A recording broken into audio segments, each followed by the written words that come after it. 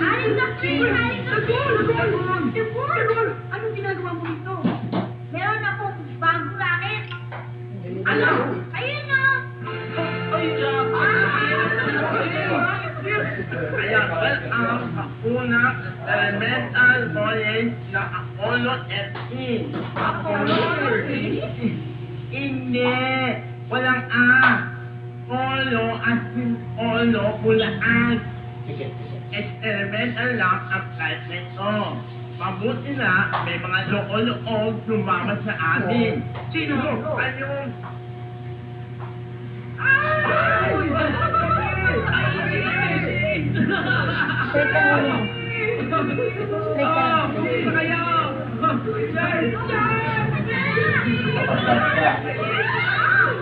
All passengers bound for Manila, please take KF. Okay? We take off in 5 minutes. 5 minutes? 5 minutes. 5 minutes. And 5.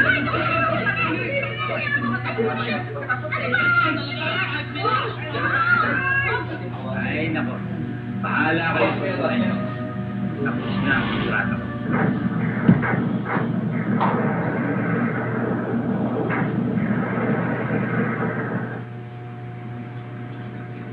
Coco, ilipat mo. Gusto ko naman yung drama. Sabi ko drama.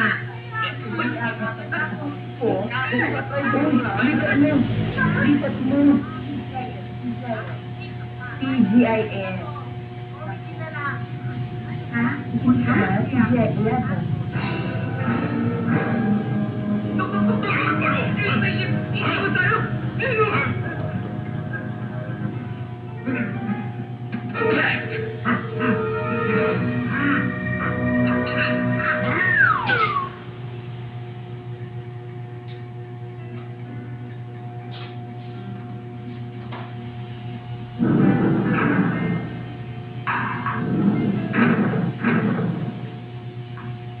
Tayo, para masolo kita.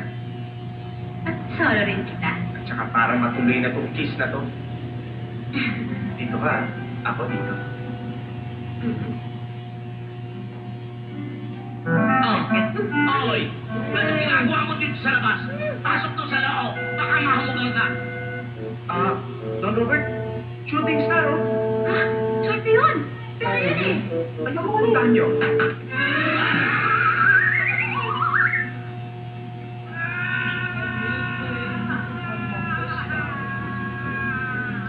Let me see what spring is like. Bye! Bye-bye! Okay. Malapit na tayo sa Earth. Yung promise mo, ha?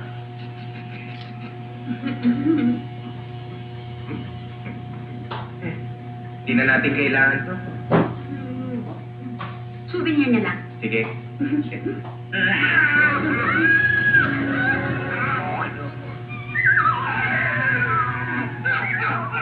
Ginagawa ko yung siguro yan. Parang piso mo Okay. yun. Tara. Teka muna! Yan mo yun. Eh, kukuha siya. Ano may kukuha? Eh, nasa stage! Ano ko ba naman? Ending na Anak mo? Hindi ko ba na? Hindi pa na.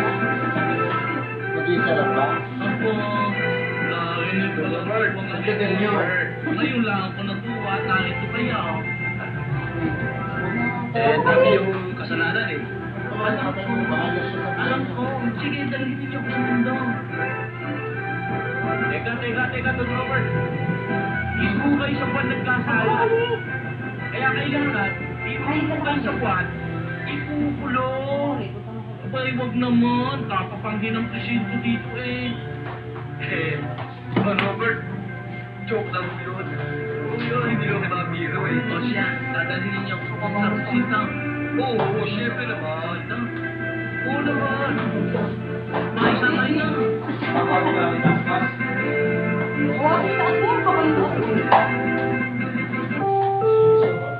Ang susunod na programa ay rated PG. Patnubay at gabay ng magulang ay kailangan sa mga batang manonood. Bigit ka lang, bigit lang. Sige, magaling mo ko. Straight ka lang. Straight. If all you can buy yan. Kaya mo lang yun yung ilang bayo. Ang lalaki yung magkakaroon sa iyo. Ito, napagkasama ka ng lumatian na ito at mabuhay lang kaya kanya. Ilan ka lang. So, ito na ako kaya sa mundo. Ito ako na ulit na nagiging anak. Pero nagiging ang karamihan sa maraan ang pagkakain ng magulang ng Flamingo sa mga sinakay nito. Parang pag-ibog ang sekreto, wala nang away o nakita sa gaganap. Naglalabas kasi ang mga magulang ng Flamingo na sinasawang na truck milk. Pinagsabi ng nilulubo ng pangin sa ang kanilang mga nangyari. Pagkadaanan ito sa inyong isa sa mga magulang ng Flamingo para dumami ang dakas pag pinapatuka ng bibig ng ito. Dahil sila ang tunay ang maraming libo ang dumadami ng sulat ng mother o ang ito. Dapat alam nyo ang ginagawa ang paraan ito dahil hindi pa fully develop ang supatin sa ito kaya kailangan pa rin ito ang naglalawang magulang ito. Yan ang dapat alam mo.